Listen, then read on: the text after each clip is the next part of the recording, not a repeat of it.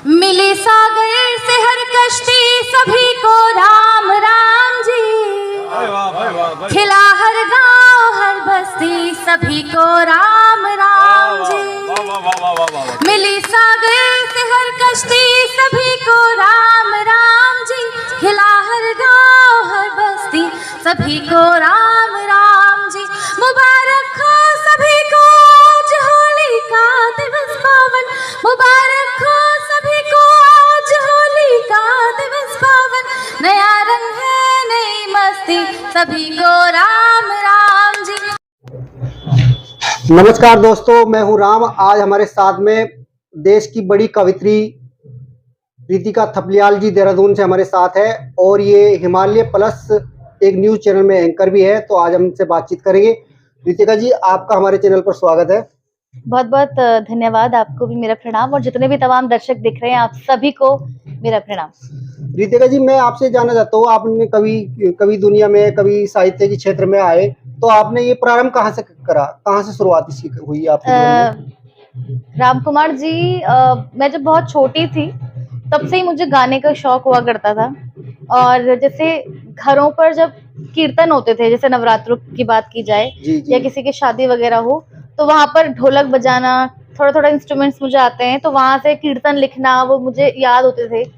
तो बचपन से ही था। फिर जब मैं ग्रेजुएशन में आई, देहरादून से मेरी हायर एजुकेशन हुई मास कम्युनिकेशन की, तो वहां से ही मैंने जो है अपनी पहले नारी शक्ति को लेकर के, क्योंकि मैं विमेन एम्पावरमेंट को लेकर के ज्यादा लिखती हूँ, तो वहीं से मैंने सबसे पहले जो अपनी पोएट्री है वो निर्भया रेप केस को लिखी थी। अच्छा। उसके बाद मैंने उसे यूट्यूब में डाला, लोगों ने बहुत प्यार दिया। फिर उसके बाद से जो है ये यात्रा लगातार चल रही है। आपने शुरुआत कहाँ से करी? आपको लेकर के कौन आया? मतलब कि कैसे आपने कवि मंचों पर अपना पढ़ना शुरू करा, मंचों के ऊपर कविताएं अपनी? मैंने शुरुआत ओपन माइक से करी। अच्छा। कि जहां हम 200 रुपए देते थे और फिर हमें 5 मिनट मिलते थे, 5 मिनट का स्लॉट हुआ करता था, और फिर 5 मिनट में आपको अपनी परफॉर्मेंस वहां पर दिखानी है कि आप क्या लिखते हैं, किस तरीके से लिखते हैं। तो फिर धीरे धीरे फिर जो है एक कार्यक्रम में मैं रुड़की आई, और नगर निगम रुड़की में। अच्छा। तो वहां मुझे देश के बड़े कवि किशले क्रांतिकारी जी मिले और डॉक्टर विनय प्रताप जी मिले, जो रुड़की के जाने माने कवि हैं। उन्होंने ही मुझे जो है लगातार फिर मंच दिए और उन्होंने ही मुझे जो है कवित्री, जिसको आज आप एक कवित्री कह रहे हैं, तो ये नाम उनके द्वारा मुझे मिला। चलिए, बहुत बढ़िया, बधाई आपको। अच्छा रितिका जी, मैंने सुना है आप न्यूज प्लस में भी, हिमालय प्लस में एक न्यूज एंकर भी हो और कविता भी आप लिखती हो, मंचों पर कविता पढ़ती भी हो, तो ये सब चीज आप मैनेज कैसे कर लेती हो? वही बात है ना राम जी, जब आपको किसी चीज का शौक होता है तो फिर आप टाइम उसके लिए कहीं ना कहीं से निकाल देते हैं। हालांकि इट्स वेरी टफ कि आपको वहां पर भी देखना होता है, अपडेटेड रहना होता है। न्यूज की अगर बात की जाए, अभी किसने क्या कर दिया, प्रदेश में क्या चल रहा है, देश में क्या चल रहा है, अपडेट आपको रहना है, चैनल को आपको देखना है, कई डिबेट्स रहती हैं, लेकिन फिर वो पूरा मैनेज करना होता है। जब मैं कई बार किसी कवि सम्मेलन में रहती हूँ तो मैं कई बार मतलब जो मेरी टीम है पीछे की पूरी, उनको मुझे बार बार इंस्ट्रक्ट करना पड़ता है कि आपको अब ये करना है, ये देखो। तो वो जिम्मेदारियां भी कहीं ना कहीं बांटनी होती है। फिर जब आगे आपको बढ़ना होता है राम जी, तो फिर संघर्ष तो बहुत इम्पोर्टेंट है। अच्छा, आप जैसा मतलब कि कवि लोग होते हैं, अलग अलग विधा में लिखते हैं, तो किस विधा की आपको, मतलब कि किस विधा पे आपको लिखना पसंद है? मुझे श्रृंगार में भी लिखना पसंद है और वीर रस पे भी लिखना पसंद है। मैंने दोनों पे लिखा है। अच्छा। हाँ। तो कितने मंचों पर आपने कविता पाठ किया होगा अभी तक? कई मंचों पर, 40। अच्छा, आप गढ़वाल से आते हो। हाँ। टेहरी आपका मूल निवासी, आप टेहरी से हो, तो आपने मतलब पहाड़ पे भी कविता पढ़ी है अपनी? पहाड़ों पे भी कवि सम्मेलन होते हैं? मैं पहाड़ों पर कवि सम्मेलन का इतना ट्रेंड नहीं है। अभी हमारा हाल ही में पौड़ी गढ़वाल दुगड्डा में कवि सम्मेलन था, वो भी जो है किशले क्रांतिकारी जी के द्वारा, उनके संयोजन में। तो वैसे अगर मैं बात करूं पहाड़ों की, तो पहाड़ों में जो कवि सम्मेलन का क्रेज है वो उतना कम है, लेकिन हरिद्वार, देहरादून और देश के अलग राज्यों में भी मैं कई बार गई हूँ पढ़ने के लिए।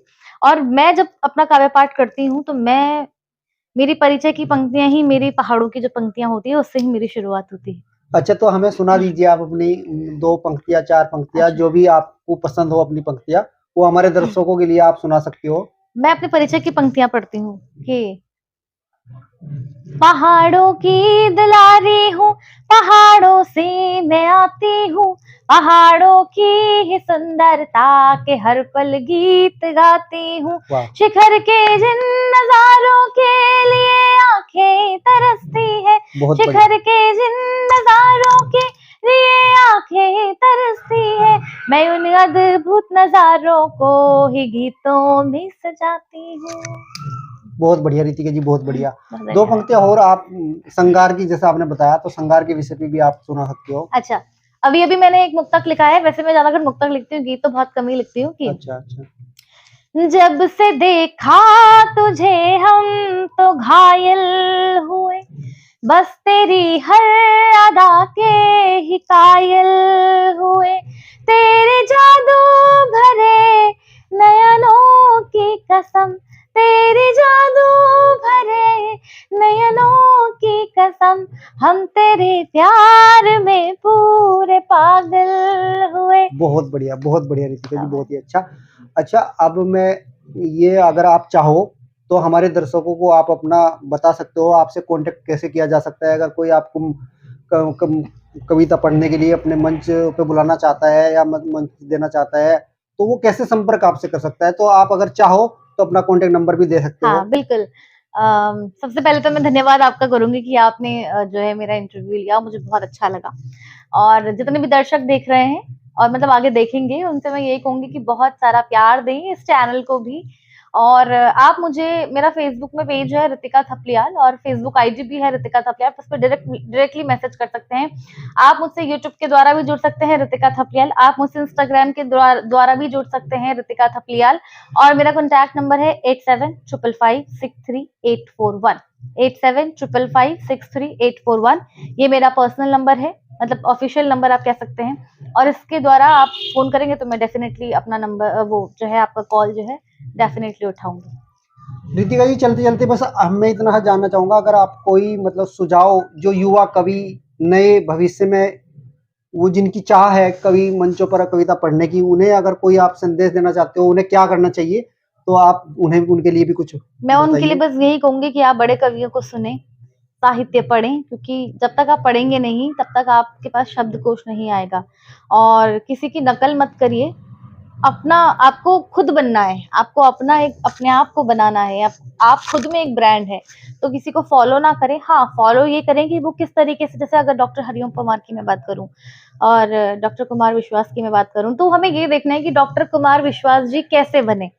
ठीक है, अगर उनका 10% भी हम कर पा रहे हैं तो ये हमारा सौभाग्य है। लेकिन आपको, अगर आप राम कुमार जी हैं तो आपको राम कुमार जी ही बनना है। मैं ऋतिका थपलियाल हूं तो मुझे ऋतिका थपलियाल ही बनना है। तो आपको पढ़ाई करनी होगी, आपको पढ़ना होगा। जब आप पढ़ेंगे, लिखेंगे, तो आपको अपने आप इंटरेस्ट आएगा। और जब जिस काम में हमें इंटरेस्ट होता है तो उस काम में हमें मंजिल जरूर मिलती है। चलिए, बहुत ही अच्छा। रितिका थपलियाल जी, आज हमारे साथ में बातचीत करने के लिए आपका बहुत बहुत धन्यवाद। आप बने रहिए हमारे साथ में, चैनल को सब्सक्राइब कर लीजिए। अगली बार हम नए कवि के साथ में फिर मिलेंगे। नमस्कार। Thank you.